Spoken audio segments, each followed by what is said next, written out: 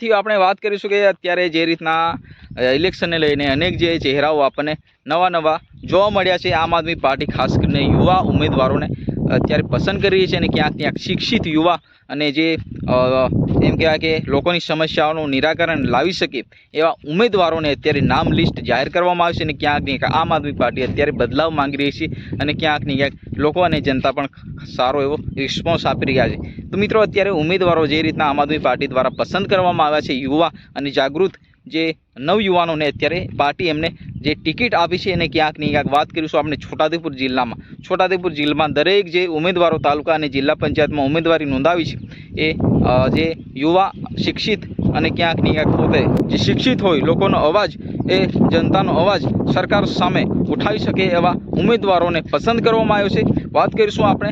નસવાડી અને ક્યાંક કુકરદા જિલ્લા પંચાયતમાં ખાસ કરીને જે રસિકભાઈ ડુંગરાબીલ એ છોટાઉદેપુર જિલ્લાના સંખેડા વિધાનસભાના સહપ્રભારી પણ છે અને ક્યાંક જિલ્લા પંચાયતમાં ઉમેદવારી તરીકે જેમની પાર્ટી દ્વારા પસંદ કરવામાં આવ્યા છે અને ક્યાંક એમની પત્ની એમના ધર્મપત્નીને આમ આદમી પાર્ટી દ્વારા ટિકિટ આપવામાં આવી છે અને ક્યાંક કુકરદા જિલ્લા પંચાયત તરીકે એમની ઉમેદવારી નોંધાવવા માટે જે આમ આદમી પાર્ટી દ્વારા પસંદ કરવામાં આવે છે। ખાસ કરીને વાત કરીએ તો અનેક જે જિલ્લા પંચાયત તાલુકા પંચાયતની બેઠક ઉપર ખાસ કરીને આમ આદમી પાર્ટી જે શિક્ષિત યુવા ઉપર ભાર મૂક્યો છે અને ક્યાંક એવા જ પાત્રતા ધરાવતા ઉમેદવારોને ક્યાંક પાર્ટીએ જે